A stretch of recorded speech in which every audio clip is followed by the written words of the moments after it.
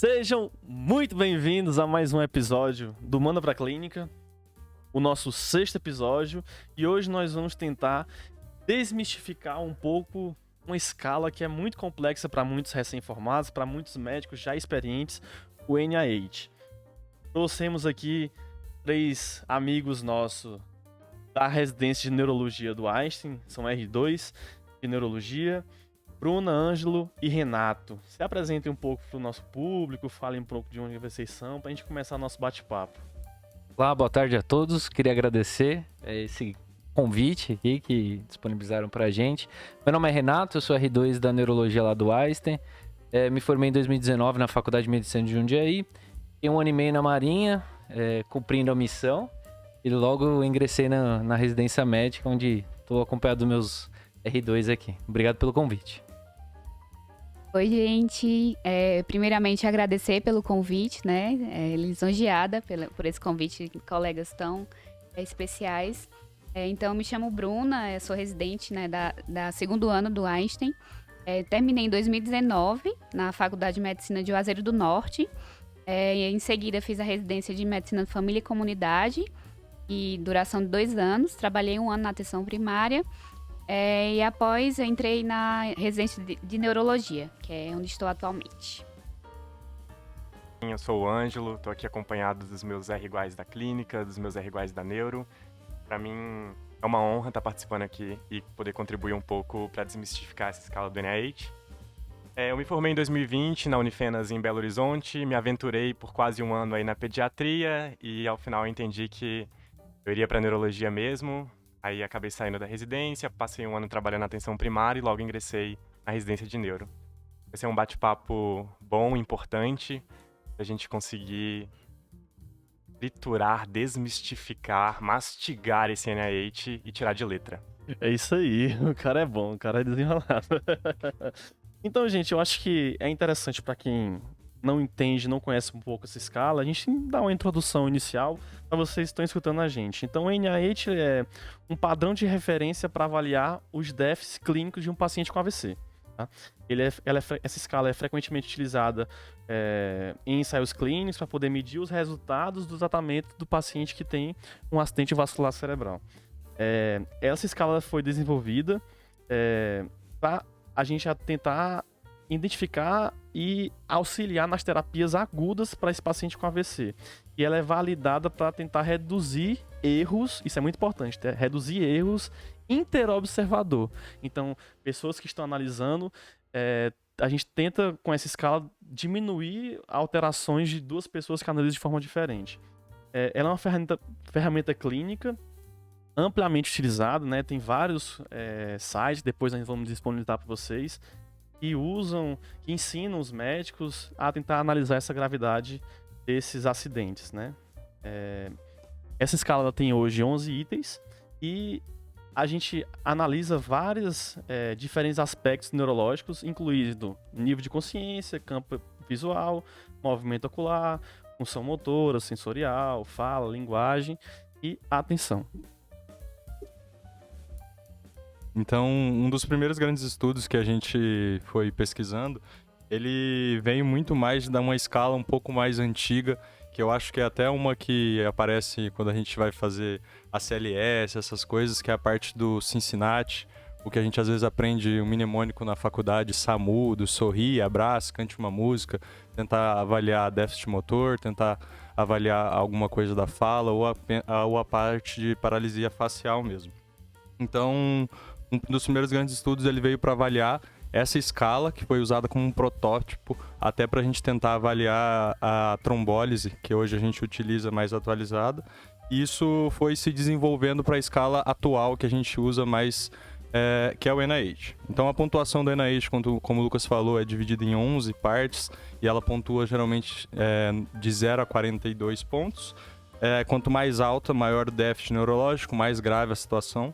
E ela é utilizada para determinar a elegibilidade desses pacientes para terapia de trombólise, trombectomia, e a implementação do NIH ultimamente é muito utilizada em serviço de emergência, na pré-hospitalar ou no hospital, para ver a parte de precisão, eficiência, a parte de prognóstico, a continuidade, os déficits futuros do paciente, até mesmo tratamentos quando tem relação com outras questões embólicas.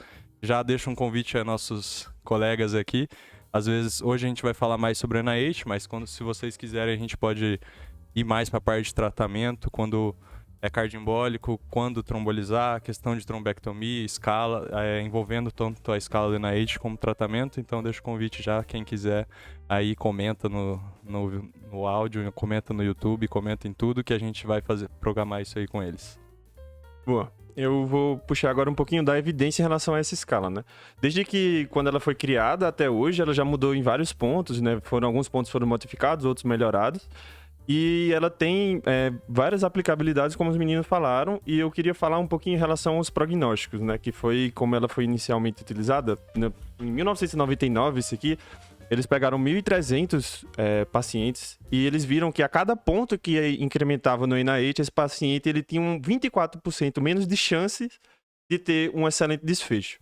O excelente desfecho que eles utilizaram aqui era basicamente motor. Então, aqui a gente já começava a ver a importância que ele ia ter no prognóstico dos pacientes mais para frente. Então, por isso que é tão importante a gente ter exatamente a mensuração e ser o mais objetivo possível nessa escala. Depois, eles também viram que ela também era preditora em relação a se esse paciente ia necessitar de uma casa de reabilitação, ou então se ele ia precisar de reabilitação motora, que seja, tanto se ele ia para uma casa de repouso ou se ele ia para casa. Então, eles colocavam que quanto maiores esses pontos, maiores as chances. Às vezes, os pacientes, se eles ficassem entre 6 e 13 pontos, eles iam ter 6 chances mais do que uma pessoa que teve uma pontuação mais baixa de serem colocados numa casa de repouso. E se fosse maior que 14, eles tinham 8 vezes chances. Então, era bem importante nesse ponto também. E com o tempo a gente foi vendo que o corte também, né, seria importante até para tratamento de trombólise e trombectomia. Então hoje a gente tem cortes específicos da NIH, que a gente vai deixar para falar até em outro episódio se for necessário, que eles indicam ou até de certa forma conseguem contraindicar esses procedimentos, né? Bom, eu acho que agora a gente tem que ir para a parte prática, né? Tem que pegar e vamos tentar comentar item por item dessa escala, né? E acho que agora vamos chamar nossos convidados para poder comentar cada parte e fazer a avaliação deles cada ponto. Ângelo, e aí? Vamos lá. Ponto 1. Então, o início da escala, né, assim como no exame físico neurológico, a gente vai observar a consciência do paciente. E assim como no exame físico, a consciência ela é dividida em nível e conteúdo. Então, a primeira pontuação, que eles chamaram de 1A, é o nível de consciência do paciente. Eu preciso definir, observando e examinando o paciente se ele está alerta, se ele não está alerta ou se ele está desatento, ou se lá no espectro da consciência ele já encontra-se comatoso. Porque isso vai alterar todo o resto da minha escala. Se o paciente de cara já encontra-se comatoso, provavelmente é uma predição que o NIH termine num número muito alto. O quesito 1B, ainda falando de consciência, ele tenta acessar um pouco esse conteúdo, né?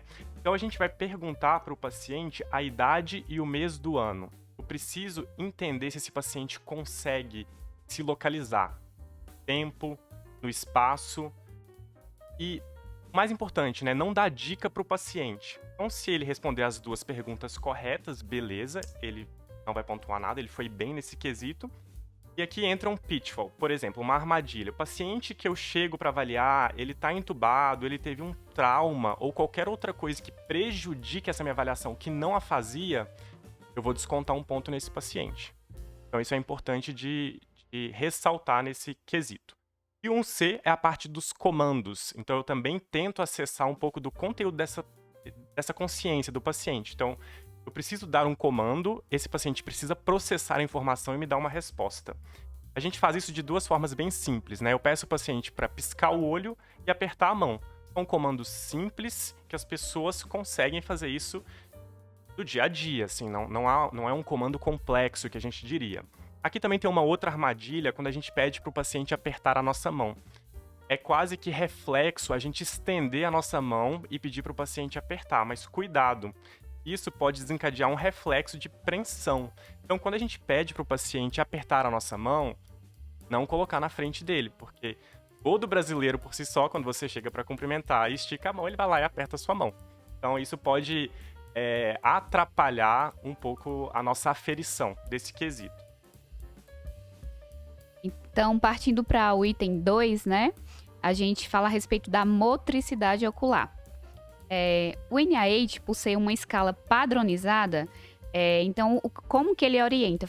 Falar sobre avaliar, na verdade, a motricidade ocular com a movimentação horizontal.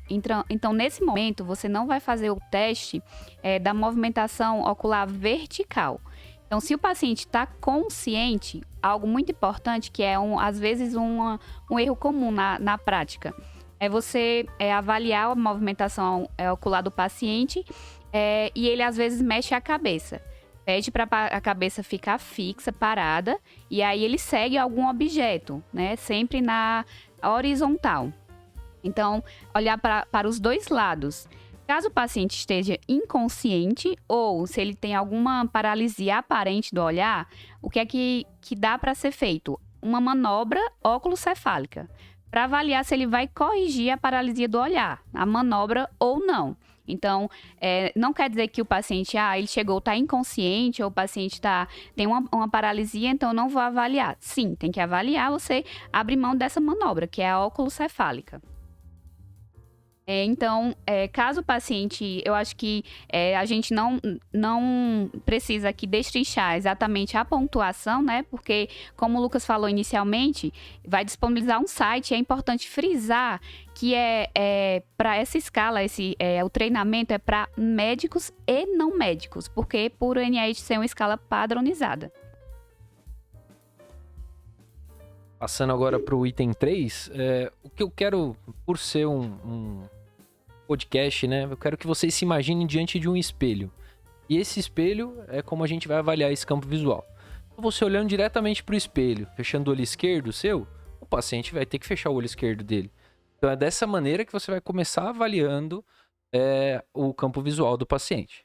Então, chegou lá no paciente, pensa na prática clínica. Paciente deitado no leito de maca, tudo muito rápido, protocolo rolando.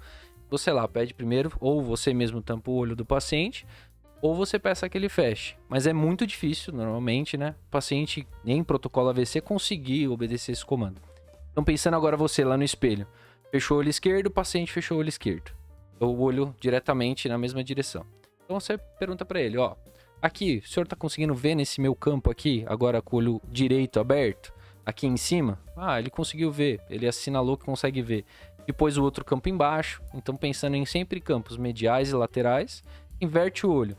Também campos superiores e inferiores, mediais e laterais. Uma coisa muito importante para esses pacientes é que normalmente eles não colaboram de nenhuma forma, né? Então você vai tentar avaliar esse tipo de item através do reflexo, né? O reflexo de piscamento. Então você mesmo teria que abrir os olhos do paciente e testar todos os campos visuais, um olho de cada vez, e tentando os campos visuais laterais, mediais, superiores e inferiores.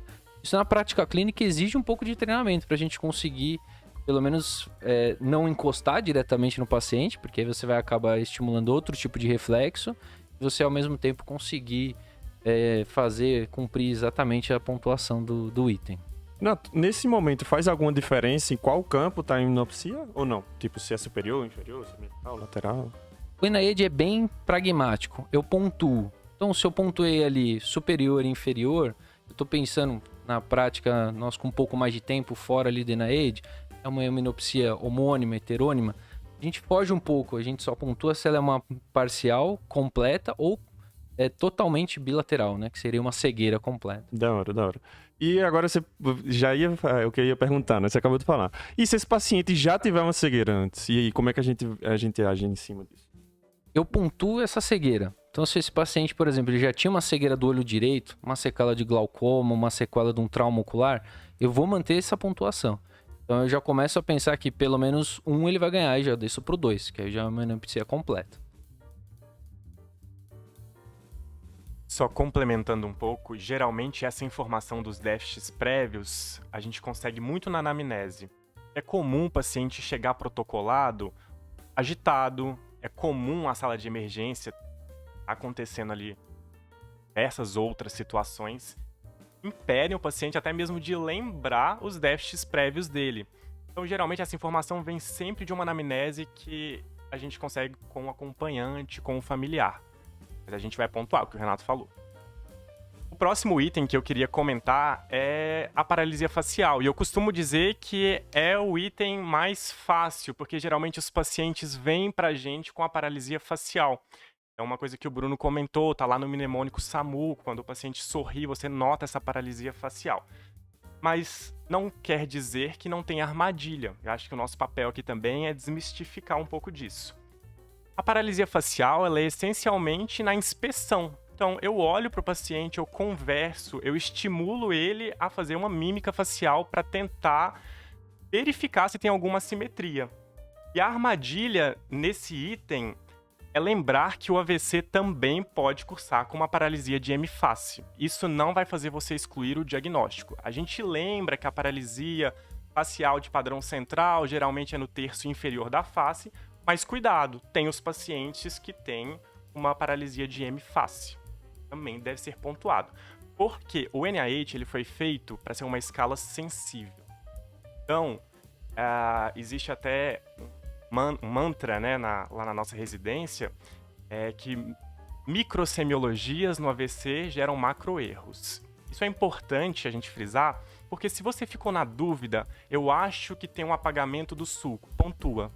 É melhor pontuar do que você deixar passar esse déficit.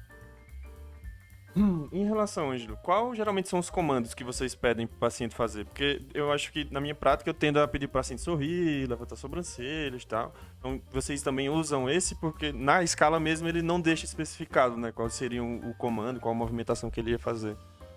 Eu acho que esses são os mais fáceis, até mesmo no ambiente de emergência, no ambiente de agitação do paciente.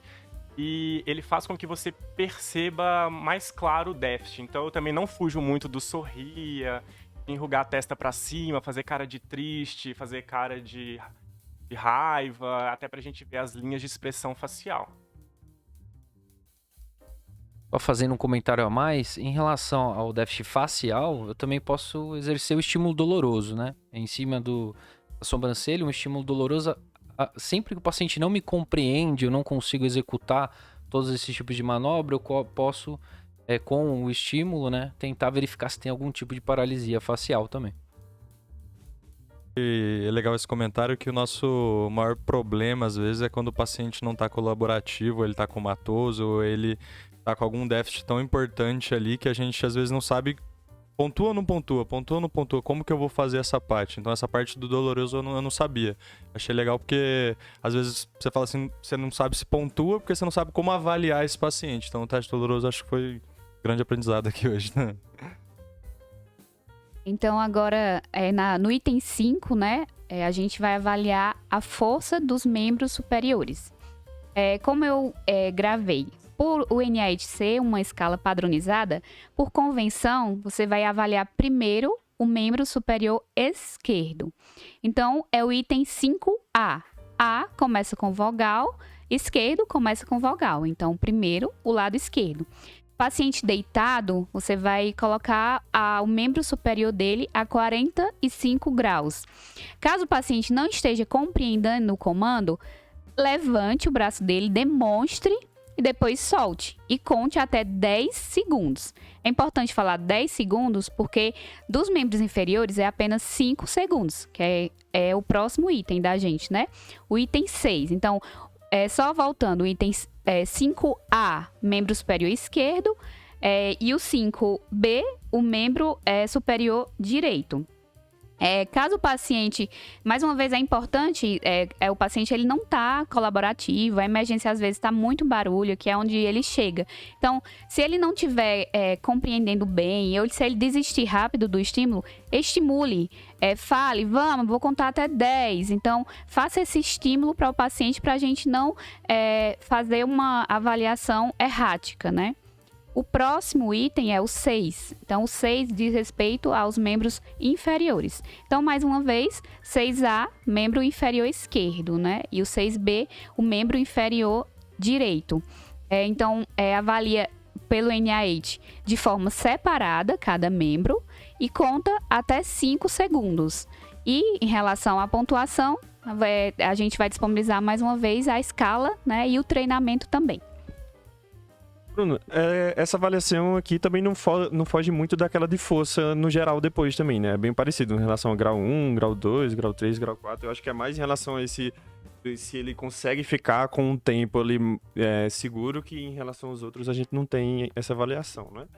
E outra coisa que eu queria falar é em relação se esse paciente ele fez uma cirurgia no joelho, não estava conseguindo mexer a perna, ou então se ele ele é amputado. Nesse sentido, como é que a gente pontua esses membros? Perfeito. Isso é muito importante, porque se o paciente ele não tem um membro, você vai colocar como não testável, que é o que tem NT no NIH. Você coloca não testável e explica o motivo lá na sua descrição da escala. O caso o paciente ele tem alguma restrição osteoarticular, ele fez uma cirurgia, ele tem uma prótese ali na perna ou no braço, então você vai colocar o item como não testável.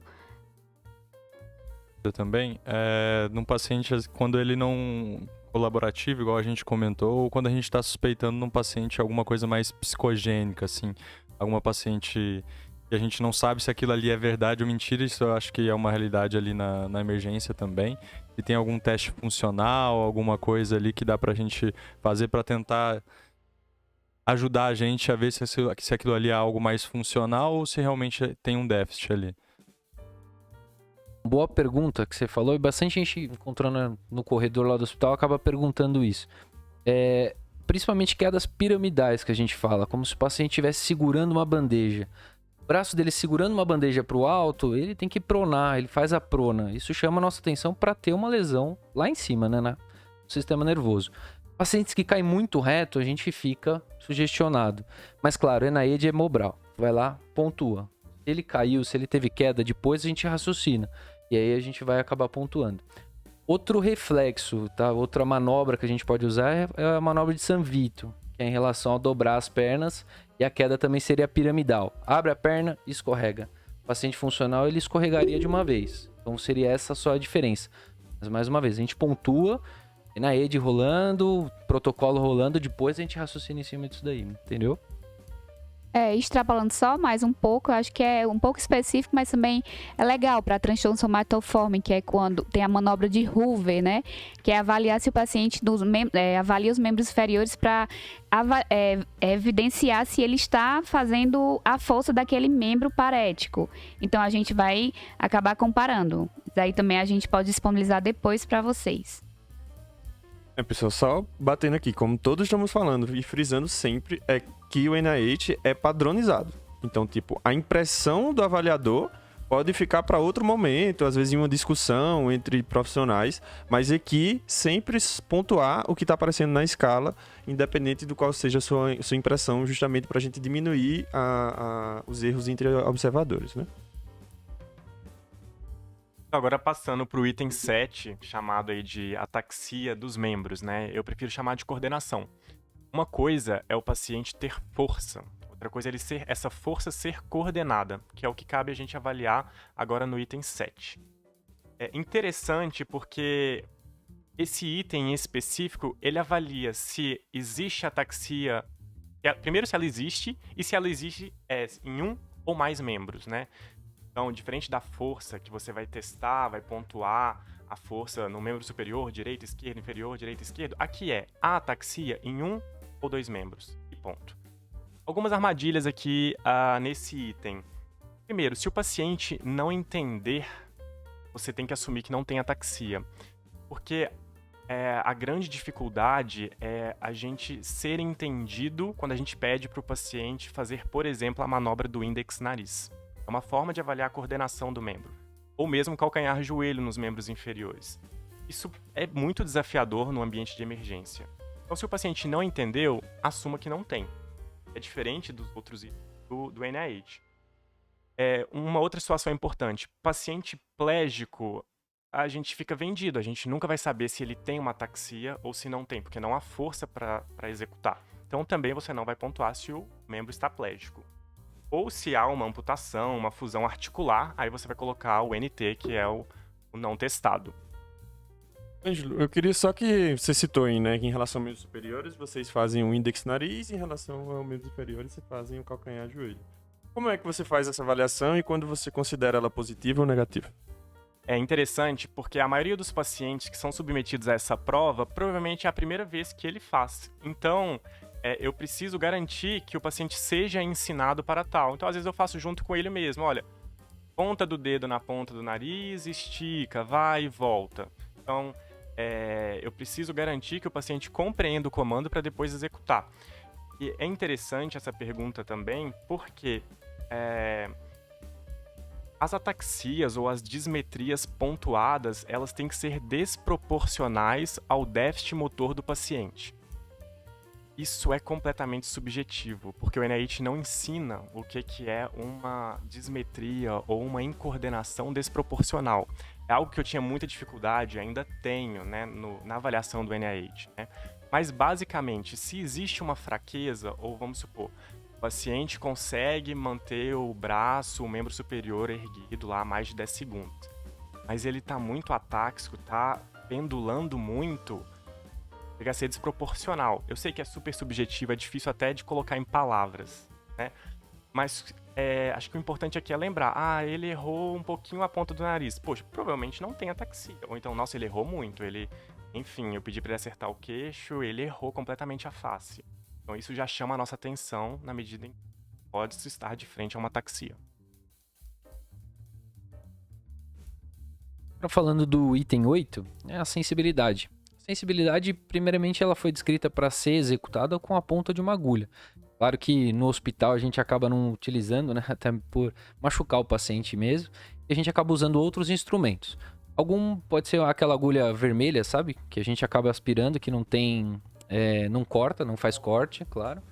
E também tem... Aquela ponta romba, né? Essa mesma, ponta romba. Ou então, o que tem descrito também é que pegou-se uma agulha, aperta ela na mesa para tirar o corte dela para utilizar também. Mas o que a gente utiliza na prática mesmo é o famoso palito. Aquele palito baixador de língua. A gente quebra ele no meio, vê se a ponta não tá machucando, né? Usa primeiro na gente antes de usar no paciente. E a gente acaba testando a sensibilidade. Sensibilidade, muito interessante. A gente estava conversando aqui logo antes do episódio, o Ângelo até tinha comentado. Sensibilidade muito mais axial do que apendicular. Porque pacientes, muitas vezes, nosso perfil de paciente já é diabético, tem um cardiovascular, vários problemas cardiovasculares, a gente acaba testando a sensibilidade distal e acaba sendo sugestionado por todas as patologias que ele tem. Então, sempre axial. E a gente vai testar, pode ser da sequência superior para inferior e testando sempre M-corpo, né? Pra gente tentar diferenciar isso. Renato, e uma coisa que às vezes eu faço, mas que até tinha comentado contigo, que era a questão de se é certo, se a gente pede pro paciente fechar o olho, se isso auxiliaria a gente a testar a sensibilidade, porque às vezes o paciente pode se confundir também com o olho aberto, olhando você fazendo o teste nele. Então, na prática, vocês fazem como? Na prática, a gente pede pro paciente fechar o olho, porque a visão pode influenciar na nossa avaliação. Então, o paciente de olho fechado, ele não vai conseguir falar pra gente se ele viu acontecendo lá, o ato dele ver a pontinha encostando. Então, sempre de olho fechado, o paciente se conseguir, né, comunicar com a gente e explicando pra gente se tá sentindo ou não. Pacientes que tem um NIH já que tá muito alto, paciente comatoso, aí eu parto pro estímulo doloroso, para eu tentar pontuar ali o máximo dele em relação à sensibilidade e sempre verificando os dois hemicorpos, né? A direita e a esquerda. Mudou? Não mudou? E a gente vai tentando avaliar nessa sequência. O que você gosta de fazer estímulo doloroso nos pacientes? Você vê já, ele tá Não, puxando doloroso sem machucar, mas eu preciso avaliar o paciente. Esse é o foco. Alguns martelinhos neurológicos já vêm também com uma pontazinha romba, né? Pra você conseguir fazer o estímulo, né? Bom que você colocou isso pra gente também. A gente costuma não utilizar essas que eu quis ponteirinhas, trazer. sabe? Era exatamente Se alguém o que já eu quis usou aquela ponteirinha ali, vai saber que aquilo lá quase sangra. Então, a gente, por questão até mesmo de higiene, de passar de um paciente pro outro, a gente acaba não utilizando. Eu acho que o abaixador de língua é o melhor, assim, que a gente tem na prática mesmo. A intenção foi justamente essa, trazer essa polêmica. A gente reserva isso só quando não há café pro R2, entendeu? A gente usa entre a gente, entendeu? E uma coisa interessante de ressaltar ainda na sensibilidade, gente, existe uma técnica para ser feito, né? Então, é muito deselegante você beliscar o paciente roxo, né? Eu sei que no De Jong ele cita, é uma manobra semiológica. Na prática, a gente não belisca o paciente. E o estímulo axial, ele também tem a técnica para ser feita, né? Então, a gente vai procurar a fissura orbital superior, a gente vai estimular o músculo trapézio. Então, tudo isso é pra gente tentar fazer o estímulo de mediado também. Foi importante o Ângelo falar isso, porque me veio um caso, lembrei de um caso que na avaliação inicial, infelizmente, a pessoa que avaliou desavisada beliscou o paciente. E esse paciente precisou ser trombolizado. E aí, após a trombólise, aquela ficou uma mancha imensa, que teve um possível ali sangramento associado. Então, isso é bem importante. Hematoma no braço do paciente por conta de uma beliscada. Não belisquem pacientes de vocês. Mas assim, tava certo pelo livro de semiologia, né? Mas... Bom senso. Passando para o próximo item, que é a linguagem. Então, o NIH, ele padroniza o uso das imagens. A primeira imagem que você vai usar é uma imagem que eu acho linda, acho ela muito filosófica, que é o roubo dos biscoitos. Então, você vai pedir para o paciente descrever aquela imagem. Então, nesse momento, você vai avaliar um dos componentes da linguagem, que é a fluência. E interessante que nesse item, você já acaba vendo também a questão da negligência. Muitas vezes o paciente só descreve um lado da figura, da imagem, né? E o item 11, ele avalia a questão da negligência visual. Então, acaba que você está avaliando a linguagem, mas de quebra parte para a questão da negligência, não é isso? A primeira imagem é essa que eu falei. Depois, você vai mostrar as imagens que tem as figuras, né? Que tem banana, tem o coqueiro, tem o cavalo. Então, o ideal é que o paciente... Você tem que usar do seu bom senso caso o paciente fale sinônimos, coisas parecidas. Por exemplo, mostrei um coqueiro e ele falou planta, árvore. Você vai usar o seu bom senso. O paciente, ele nomeou de forma correta. Ele só não especificou o tipo de figura, né? Então, e a última você vai avaliar, você vai mostrar a figura das frases, né? Então, é legal também falar sobre isso, porque tem uma figura que uma parte do NIH, né? Que tem as frases que você vai aplicar no item 9. E tem as palavras, que é no próximo item, que é no item 10. Então, nesse momento, você vai ver, você está avaliando a fluência do paciente. Então, você vai pedir para ele falar frases. Dúvida, Bruna. Nessa etapa, os desenhos que a gente vê ali no NIH, que às vezes a gente imprime para nos auxiliar ali, mas às vezes a gente não tem esses desenhos, não tem as frases prontas na mão. A gente pode mostrar, às vezes, uma caneta para esse paciente, um papel para auxiliar dessa forma, pedir para ele falar frases nossas mesmo que a gente cria na hora ali, ou se necessariamente a gente precisa usar as imagens, usar uma imagem impressa, algo assim para escala. Não, quando não disponível, né, as imagens ou não tiver ali com o celular, então realmente você pode usar os objetos que estejam ao seu alcance. Você tem uma caneta, o óculos, relógio, anel, então realmente você pode fazer uso desses objetos. E em relação à questão também das frases, você pode pedir para ele repetir frases que não necessariamente estejam presentes no NIH. Engraçado, porque tem que mostrar coisas que o paciente vai saber, né? Uma vez eu vi também alguém mostrando tipo um esteto pro paciente, imaginando que o paciente ia saber o que era aquele objeto. Então, tem que mostrar uma caneta, um papel, algo que seja mais básico, mais clássico, que esteja presente no dia a dia do paciente para ele conseguir interpretar aquilo daquela forma, né? Sim, a gente tem que levar em consideração a escolaridade do nosso paciente, né? Então, principalmente onde a gente está no SUS, tem que levar em consideração que ele não vai ter um conhecimento abrangente. Então, mostrar objetos simples, que todos tenham conhecimento. A famosa e velha caneta Bic, mais uma vez, ajudando a gente. Sim. Eu sempre mostro. Uma coisa que eu queria saber era em relação se tem alguma diferenciação em qual tipo de afasia que o paciente vai apresentar nesse momento aqui. Se seja ela motor ou de linguagem, alguma coisa nesse sentido. Não, mais uma vez, como uma escala objetiva, não vai fazer diferença em relação ao tipo de afasia. Isso a gente vai deixar para quando extrapolar em relação à interpretação do exame neurológico do paciente. Nesse momento, a gente vai pontuar de forma clara, né, objetiva. O paciente está afásico? Sim, a gente pontua. Não está afásico, a gente não pontua. Ciência para depois.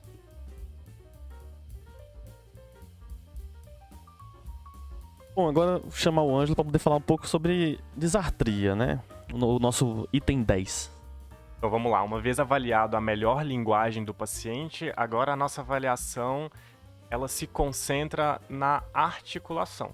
Então, eu peço para o paciente ou ler alguma das frases ou algumas palavras que estão lá no NIH, ou peço para ele repetir naquela lista anexa. Então, mamãe, tic-tac, obrigado, estrada de ferro. Você vê que é difícil você articular essas palavras, no intuito de tentar flagrar alguma dificuldade dessa articulação. Quando eu vou pontuar que é uma disartria grave, que eu acho que é o essencial, né? Disartrias leves é aquela quando o paciente consegue falar com alguma dificuldade ou com algum erro, mas você consegue entender. Quando eu pontuo, que é quando eu julgo ser grave, ou é quando eu não consigo entender o que ele diz, quando o paciente está em mutismo ou anártrico. E naqueles pacientes que lá no item 1A, que é o item de consciência, eles já estavam comatosos. Então, pacientes que pontuam 1 a 3, automaticamente vão pontuar uma disartria grave, ou mutismo aqui no item 10. Um ponto legal que eu acho aqui, que fica até diferente aqui, é que nesse ponto, se a gente considerar que o paciente está entubado, ele não vai contar, né? É diferente de você ver que ele realmente está em coma e tal, mas se o paciente for entubado, ou até pelo próprio déficit neurológico ou por outro motivo, ele não vai pontuar aqui nesse item. Eu acho importante frisar outro ponto, correlacionando o item 9 com o 10. Caso o paciente, na parte de linguagem, ele se apresente em mutismo ou uma afasia global, ele vai pontuar o máximo. E na disartria também ele vai pontuar o máximo. Então isso é importante, que muita gente tem dificuldade. E quando chega na disartria? E agora, é não testável? Não. Vai pontuar o máximo. E é importante também porque a gente acaba que em curto tempo de fazer esse teste, né? Porque já vimos centenas de vezes os meninos correndo atrás da maca para fazer avaliação do NIH enquanto o paciente está indo para tomografia. Então, entender que esses pontos já vão ser, entre aspas, avaliados em um item só, já diminui o tempo que você vai precisar para fazer a escala, né? Acho que aqui tem duas considerações importantes também. A primeira é não confundir a afasia com o delírio. É chamado para avaliar um delírio e, na verdade, o paciente está agitado porque ele está afásico, ele não está conseguindo falar. É difícil, não é fácil, mas sempre ter esse diagnóstico diferencial quando for descer para avaliar esse paciente. E um ponto importante que o Ale citou, é corriqueiro, é bem rotineiro também ver a gente junto com a maca do paciente, fazendo o NIH, levando para tomo, mas para dizer que a gente não atrasa a tomografia para fazer o NIH. Se for preciso, a gente faz com o paciente deitado lá na tomografia. Parece Grey's Anatomy, né? Vai sair todo mundo correndo assim. Essa é a parte mais Grey's Anatomy do protocolo. Acaba que todo mundo faz o NIH de tabela, porque a gente fala no corredor e vai levando o paciente. Né? Na teoria é lindo, né? Na prática, tá todo mundo lá na correria fazendo tudo para não atrasar, porque a gente o NIH, é uma escala que ela vai pontuar, mas o que vai definir se a gente vai fazer trombólise, se não vai fazer trombólise, um ponto muito importante é a tomografia, ver o sangramento, né? Excluir o sangramento, na verdade. Agora falando do item 11, né? O item 11, eu queria abranger um pouquinho mais em relação a síndromes de negligência. Que negligência é um negócio que a gente não vê, né? Diferente de um facial que eu tô lá vendo. Negligência até mesmo para quem tá começando, para quem tá aplicando ali a escala na prática é um pouco diferente. Eu vou citar aqui as 4 modalidades, que é a nosognosia, a somatognosia, o motor exploratório e a extinção, que são as vias sensitivas, que é isso que a gente vai tentar avaliar no nosso NIH. Então, jogando agora para a prática. O que é na prática? A primeira coisa que a gente avalia é o motor explorador. Então, como é que funciona? O paciente está lá deitado, você chega na sala de emergência, ele já ignora o lado esquerdo dele. Poxa, ele está ignorando o lado esquerdo dele, então Hemionegligência, ela pode ser direita ou esquerda, mas mais prevalente ele ignorar a parte esquerda dele. Isso daí depois a gente pode até comentar um pouco mais, mas normalmente ele tá olhando só para a direita. Então ele tem uma hemionegligência já e é um primeiro que a gente vai conseguir avaliar, essa parte motor exploradora. E depois das vias, via visual, tátil e auditivo. E como é que a gente avalia essas vias tátil, visual e auditivo? Primeiro visual. Seu João, minhas 2 mãos estão aqui. Qual tá mexendo? E aí você primeiro a direita, depois a esquerda. Importante é não dar dicas pro paciente e nem sequências. Por exemplo, direita, esquerda. Não, faça direita, direita de novo, esquerda. Enquanto isso a maca tá indo, mas vai fazendo. E aí nessa você tá avaliando o visual do paciente e tenta colocar que ele tem uma hemionegligência de uma dessas partes. O próximo é o tátil. O tátil, no sensitivo, você já vai perceber. Na hora que você avaliou lá o seu oitavo, você já viu que o paciente ignorou uma parte do corpo. Então ele não vai ter essa parte sentida por ele, você acaba pontuando também. E no auditivo, você pode ir lá pelo farfalhar dos dedos ou fazer algum outro tipo de sinal, direita e esquerda, mesma situação, que ele vai acabar ignorando. E sempre direita e esquerda e os dois, para você ter certeza que esse paciente ignorou uma parte e que ele não está mais prestando atenção nesse lado, nesse mundo dele à esquerda. E que nem a Bruna tinha falado também, a figura do roubo dos biscoitos também ajuda muito, porque ele vai ignorar. O paciente que tem uma hemionegligência importante, ele acaba ignorando já na figura, acaba passando batido. Boa, então outro ponto também que a gente tava falando um pouco antes, que é isso de, entre aspas, não fazer coach pro paciente. Não ficar dando dicas de como é que ele iria responder, e esse é um ponto que a gente tenta fazendo essa mudança de padrão, ou então usando coisas que ele não está tão habituado, justamente para inibir esse coach, porque muitas vezes a gente vê alguns distúrbios funcionais, né? Então fazer isso aí acaba que minimiza esse risco.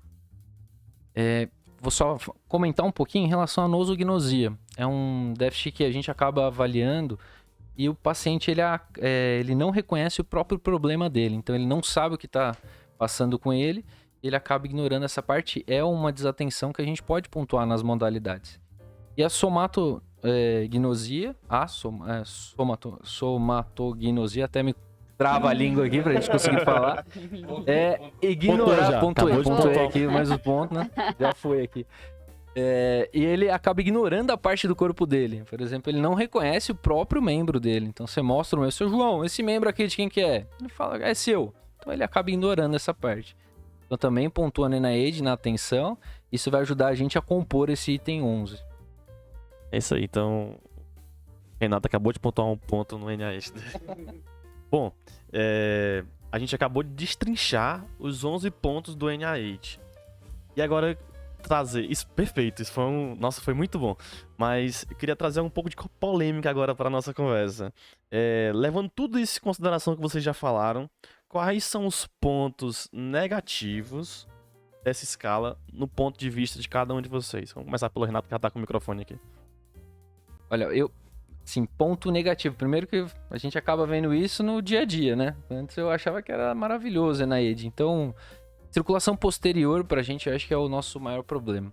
Circulação posterior, que a gente chama da basilar, né? A gente morre de medo da basilar, a basilar. Ele acaba apontando muito pouco. Então, ou ele vai pontuar no 1, já completamente, o paciente vai estar comatoso. Ou ele vai dando pistas, assim, por exemplo, um sensitivo aqui, uma síndrome alternas. Isso vai chamando a nossa atenção. Só uma ataxia, por exemplo, um paciente de circulação posterior. Pontuou 1 na ataxia. Putz, e aí? Será que ele tá fazendo só uma circulação posterior?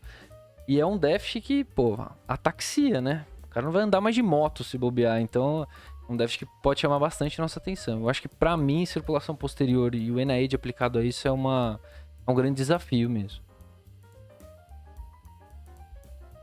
Eu concordo com o Renato. Existe essa limitação importante, né? De não avaliar a questão da posterior. Então, o NIH é mais validado para a artéria cerebral média, circulação anterior. Então, é onde vai mais pontuar quando essa artéria ela é acometida, que é quando vão apresentar os déficits que a gente acabou de destrinchar. E complementando também, o NIH, além de ser voltado para a cerebral média, eu acrescentaria ainda a esquerda. A gente vê diferença do NIH de uma cerebral média à esquerda, que bate 20, 22, para uma mesma cerebral média à direita, que vai pontuar 12, 14, né? E o calcanhar de Aquiles é, sim, essa circulação posterior. Acaba que NIH baixo não é a solução do problema, às vezes ferrou.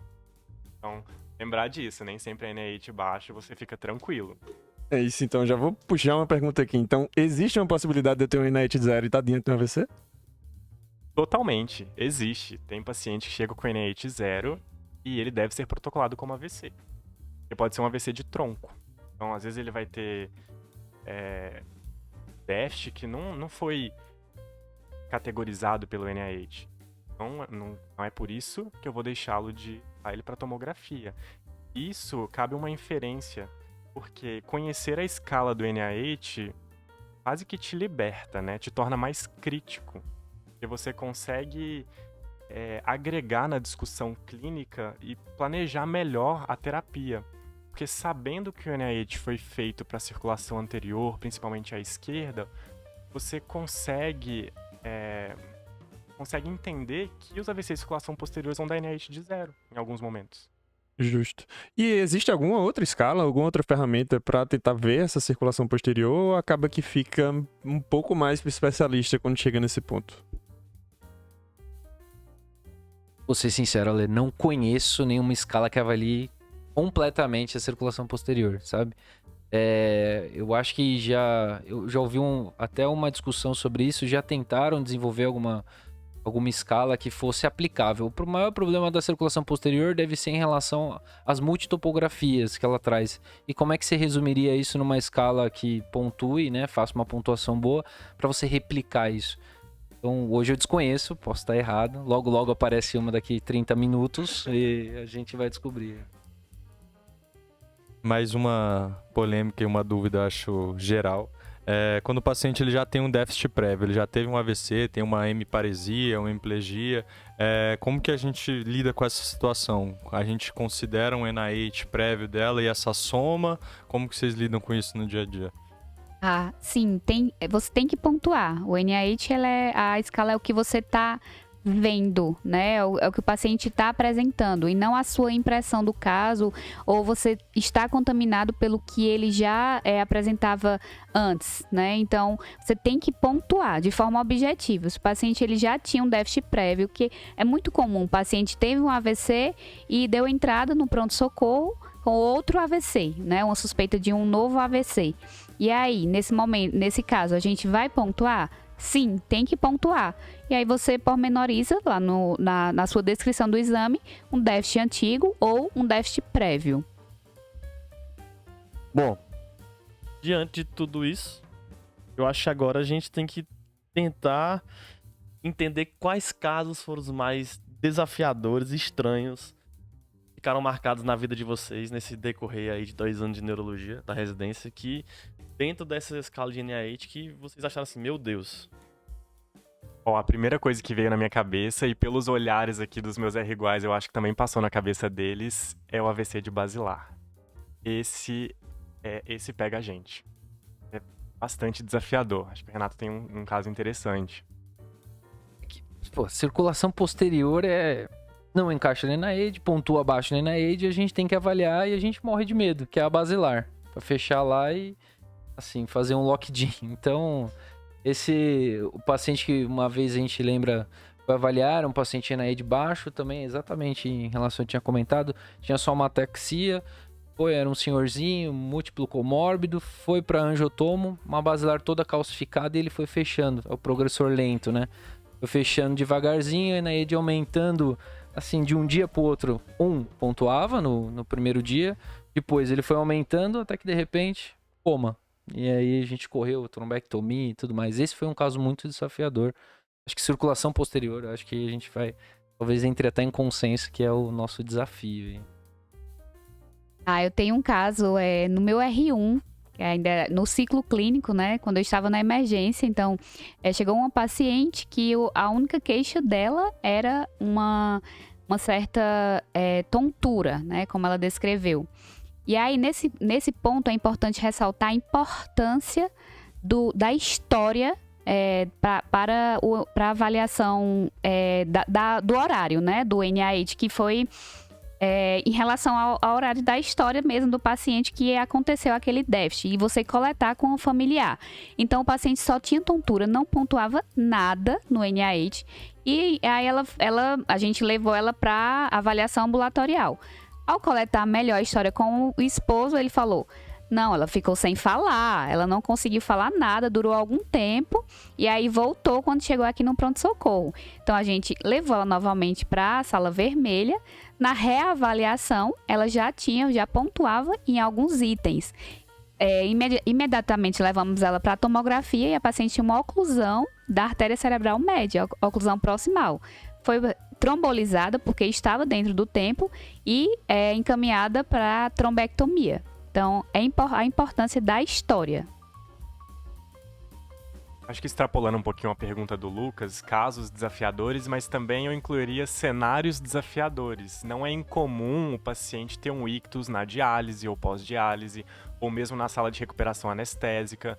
Então, sempre desconfiar, né? Sempre estar alerta e preparado que isso pode acontecer. E às vezes na diálise ou mesmo na RPA é por um hipofluxo, enfim, coisas desastrosas, mas que a gente tem que estar preparado para lidar com isso também. Bom, a gente conseguiu destrinchar o NIH em menos de 1 hora. Queria agradecer a vocês, já estamos chegando aqui no final de mais um episódio do nosso podcast do Manda Pra Clínica. Mas dizer que a gente fica muito feliz de ter vocês 3 aqui. A gente passou o R1 todos juntos, né, na clínica médica, porque não sei se vocês sabem, mas neurologia, o primeiro ano é junto com a clínica médica. Então, muito obrigado por estarem aqui, disponibilizado do tempo para estarem aqui, compartilhando a experiência de vocês. Eu acho que isso é o mais importante, o que a gente consegue mais ser grato por ter essa amizade de vocês e estar sempre junto com a gente. Isso tipo, o que eu sempre falava com os meninos é que eu também queria ter participação dos nossos colegas também nos podcasts, não ficar com essa de só chamar chefe. E que, tipo, seria muito importante tanto pra gente, porque querendo ou não, eu tirei várias dúvidas aqui hoje, quanto pra quem tá nos assistindo em relação a saber como é que é na prática essa avaliação. Eu lembro como fosse hoje, eu acho que principalmente na sala de emergência, onde eu mais via, não era os R iguais, né? Acaba que são os R mais deles, que passavam lá com a gente. E eu via como era diferente, tinha uma técnica, tinha toda uma padronização de como elas faziam a avaliação, e eu sempre ficava lá de olho e tal, e tentava sempre absorver o máximo, e depois fui procurar para ver como era que realmente fazia. E como isso também pode ser um déficit de várias outras pessoas em outros pontos, e muitas vezes desconhecem até a escala. Já chegou, tipo, a gente falar sobre, e tipo, eu falar com alguns colegas meus lá de quando formaram, de que achar que, tipo, um AVC você só precisa fazer uma tomografia. Acabar que, tipo, o paciente chegou, você não tem tanto recurso, e o que você só precisa daquele paciente é fazer uma tomografia e transferir. E às vezes não. Essa avaliação do NIH muda prognóstico, muda tratamento, e é muito importante. Então eu acho que todo mundo que tiver acesso a esse material vai sair com muita coisa boa dele. Então, para vocês ouvintes, como eu já falei lá no começo, se vocês gostaram do bate-papo aqui com o Neurotime aqui, nossa, comentem aí que a gente pode trazer mais episódios com eles, trazer episódios falando do tratamento de uma forma global, tanto às vezes no início da emergência, de trombólise, trombectomia, quando questão de anticoagulação no paciente que é cardioembólico, então trazer essas outras partes também. Então, qualquer coisa, vocês comentem aí que a gente traz eles com certeza. Falar do toast, né? Importante. Muito polêmico. A tostadeira. Eu acho que isso a gente gastaria mais de 1 hora. Não sei se vocês sabem, mas tem um site de Portugal, não é isso, Bruna? É a Universidade do Porto, que disponibiliza, né, o treinamento para você fazer, realizar o NIH, e após a conclusão desse treinamento, você recebe um certificado. E é interessante porque, para quem tem dificuldade, uma certa limitação em relação à língua, é em português, né? Existem outros, do próprio NIH, tem o site, que são em inglês, mas essa do Porto é em português. Então, os meninos vão disponibilizar também no link, né? No podcast. Exatamente. Então vai ficar aqui na descrição do nosso episódio, lá embaixo, rola lá pra baixo, depois do nosso e-mail. para vocês também mandarem dúvidas, né? Vai ficar o link do episódio desse site para vocês que têm interesse e têm interesse também em ter a certificação de médico gabaritado ou profissional gabaritado em fazer o NIH, para poder entrar no site e conseguir o certificado de vocês. Então, estamos chegando aqui no fim de mais um episódio. Muito obrigado pela participação de vocês. Quiserem falar mais alguma coisa antes da gente encerrar? E agradecer vocês, né? Um projeto muito legal, muito bonito de disseminar aí estudos, né, na área médica e atualizações. Parabéns, vocês três. Agradeço meus R2, porque encontrar os dois aqui é muito difícil, né? Juntar os dois, cada um tá num estágio diferente. Muito obrigado pela oportunidade. Queria aproveitar também para agradecer a oportunidade, dizer que a gente está à disposição. É sempre muito bom poder contribuir com a ciência e com esse bate-papo descontraído e super informativo. Agradeço também, né? Igualmente, e é legal a gente ter esse contato durante toda a residência e agora no R2, né? O R2, os meninos no R2 da clínica e a gente da neuro, e tendo esse bate-papo, esse encontro extra-hospitalar. Mas muito legal. Obrigada. E a gente vai falar sobre Tocha ainda. Vamos falar sobre Tocha.